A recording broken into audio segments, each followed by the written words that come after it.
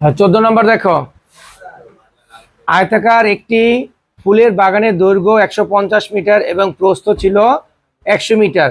বাগানটি পরিচর্যা করার জন্য ঠিক মাঝ দিয়ে 3 মিটার চওড়া দৈর্ঘ্য ও প্রস্থ বরাবর রাস্তা আছে।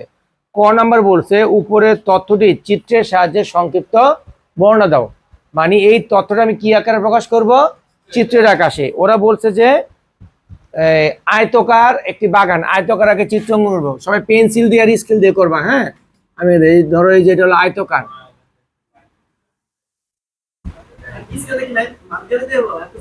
না না না, এটা হলো আয়তকার একটা বাগান, ঠিক আছে। এইটা হলো আমাদের কি দৈর্ঘ্য আর এটা হলো প্রস্থ। দৈর্ঘ্য কত মিটার বলছে? দৈর্ঘ্য বলছে 150 মিটার, 150 মিটার। আর প্রস্থ কত? 100 মিটার। এইটাকে কি বলা হবে? প্রস্থ। আর এটা ওই যে দুই পাশ দৈর্ঘ্য দুই পাশ প্রস্থ, আয়তকার। এই পরে বলছে যে বাগানটি পরিচয় ঠিক মাঝ দিয়ে 3 মিটার চওড়া। মাঝ দিয়ে বলতে কি, এই যে মাঝ দিয়ে এইখানে 3 মিটার চওড়া একটা রাস্তা আছে, এই দেখাবে।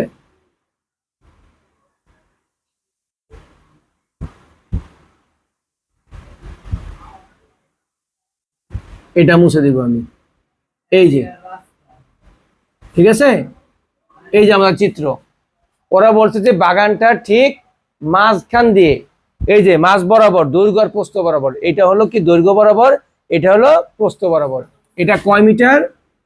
এটা হলো যে এই রাস্তাটা কয় মিটার? 3 মিটার। প্রত্যেকটা চড়া কত? 3 মিটার। বুঝতে পারছো? আয়তকার করলাম, করার পরে মাঝখান দিয়ে কি বলছে একটা রাস্তা আছে মাঝ বরাবর, এই যে এটার মাঝখানে এটার মাঝখানে 3 মিটার রাস্তা আছে। এই যে এইটা হলো আমাদের চিত্র। ক নাম্বার ওরা বলছে জাস্ট চিত্রটা অঙ্কন করতে। এই যে দৈর্ঘ্য প্রস্থ আর 3 মিটার চওড়া একটি রাস্তা। ক নং শেষ। খ নং বলছে রাস্তার ক্ষেত্রফল নির্ণয় করতে। শুধু কার ক্ষেত্রফল বের করব? রাস্তার ক্ষেত্রফল। দেখো এখানে আমাদের আয়তকার বাগানের দৈর্ঘ্য আর প্রস্থ দেওয়া ছিল না? এখানে আমাদের দৈর্ঘ্য কত ছিল?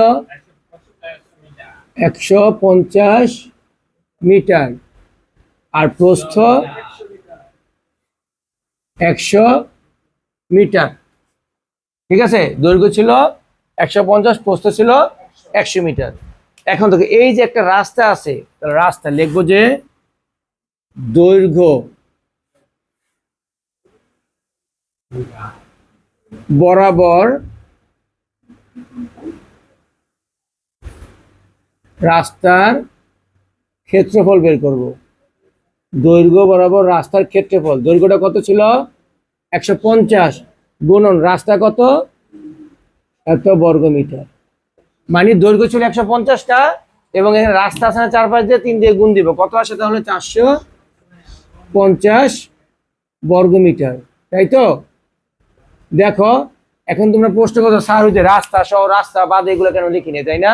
রাস্তাটা কিন্তু মাঝ বরাবর বলছে। এখানে এখানে বলে নাই যে কি বাগানের বাহিরে বা ভিতরে কিছু বলে নাই, কিন্তু ওরা বলছে রাস্তাটা মাঝ বরাবর, মানে সব দিক দিয়ে আছে, এই কারণে রাস্তা বাদে সহ কিছু নেই। এখানে এটা নিয়ম হলো ভিন্ন। এখানে রাস্তার দৈর্ঘ্য বরাবর রাস্তার ক্ষেত্রফল কত? 150 ছিল দৈর্ঘ্য, 3 মিটার রাস্তা ছিল, 3টা গুণ করছি। আবার করব কি প্রস্থ বরাবর, প্রস্থ বরাবর রাস্তার ক্ষেত্রফল। প্রস্থ কত ছিল? 100। দেখো 100 থেকে আমি 3 বিয়োগ দিব, আবার 3 গুণ করব, বলতেছি আমি। দেখো তুমি একটু খেয়াল করো, এখানে হর কথা ছিল কত? 100 গুণন 3 না? খেয়াল করো এখানে,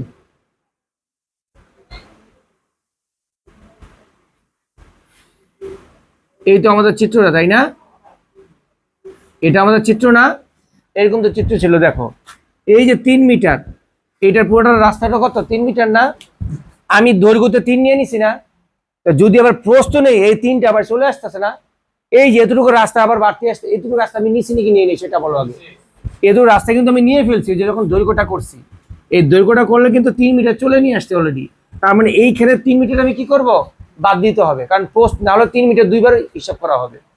আমার কথা কি বুঝছো? মানে দৈর্ঘ্য যে করছি এটা কি রাস্তা সহ করছি না, রাস্তাটা কিন্তু মাঝ বরাবর ছিল। এখন যখন প্রশ্ন করবো 3 তো আগেই ধরে ফেলছি আমি, সেই 3টা আমি বাদ দিয়ে দেবো। আর মনে রাখবা যে দৈর্ঘ্য আর প্রস্থ তো সেম হয় না, দৈর্ঘ্য কি একটু বড় না আমাদের, দৈর্ঘ্য তো বড়, আর প্রস্থটা কি ছোট না, সেই কারণে কিন্তু আমি 3 বাদ দিয়ে দিচ্ছি। আমার কথা কি বুঝছো? যখন রাস্তা বরাবর থাকবে এটা মনে রাখবা যে আমি যখন দৈর্ঘ্য হিসাবটা করব তখন প্রস্থটা কি করতে হবে, 3 মিটার বাদ দিব, দিয়ে আবার 3 দিয়ে গুণ করবো। ঠিক আছে, তাহলে 3 দিয়ে বাদ দিলে কত হয়? 97। 97কে 3 দিয়ে গুণ করো, কত আসে? 291। 291 বর্গ মিটার। প্রশ্নে বলছে রাস্তার ক্ষেত্রফল, অতএব রাস্তার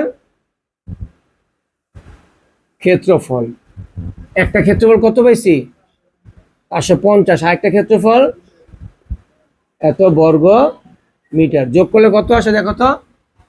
450 প্লাস 291 যোগ করলে কত আসে? 741 বর্গ মিটার। শেষ আমাদের অঙ্ক। দেখো গণকে কি বলছে?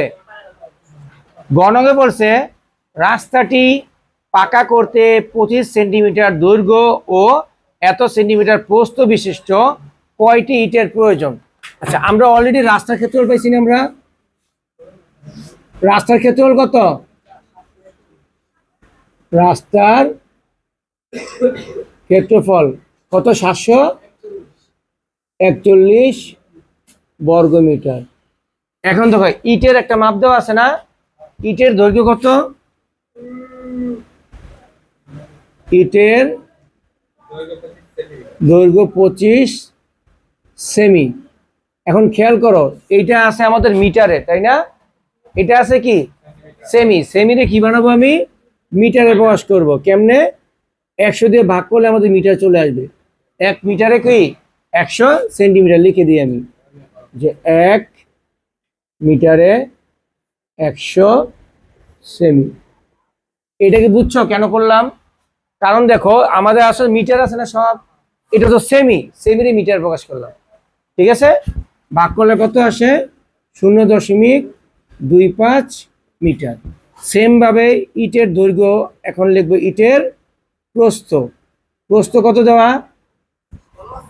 ইটের প্রস্থ দেওয়া হলো 12.5 সেমি। এটারও কি করব?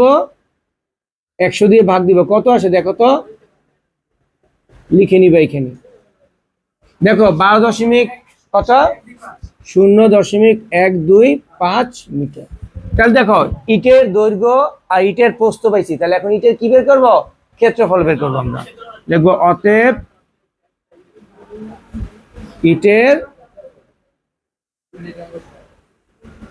ক্ষেত্রফল 0.25 গুণন 0.125 এত বর্গ মিটার। গুণ করতে কত আসে? 0.03125 বর্গ মিটার। বুঝতে পারছো এটা? তাহলে ইটের ক্ষেত্রফল বের করলাম। দেখো ক্ষেত্রফল মধ্যে দুইটা আসছে, এ একটা ক্ষেত্রফল, এ একটা ক্ষেত্রফল। ওরা প্রশ্নে বলছে যে কয়টি ইটের প্রয়োজন, আমি এখানে দিয়ে দিই। অতএব ইটের প্রয়োজন, ইটের প্রয়োজন সমান ওই যে ক্ষেত্রফল কত ছিল? 741 ভাগ 0.0315 এত টি। কত আসে দেখো তো ভাগ করলে? 23,712টি। শেষ। বুঝতে পারছো? তাহলে বলছে যে কয়টা ইট লাগবে আমাদের ওই যে রাস্তার মধ্যে ইট বসাতে। রাস্তার ক্ষেত্রে বলছিল ইটের দৈর্ঘ্য, ইটের প্রস্থ বের করছি, এটা মিটার ছিল, সেমিকে মিটারে মিটার প্রকাশ করে দিছি। পর ইটের দৈর্ঘ্য প্রস্থ বলে ইটের ক্ষেত্রফল, পর দুই ক্ষেত্রফলকে ভাগ করলে আমাদের কি আসে? ইটের সংখ্যা চলে আসে। ঠিক আছে।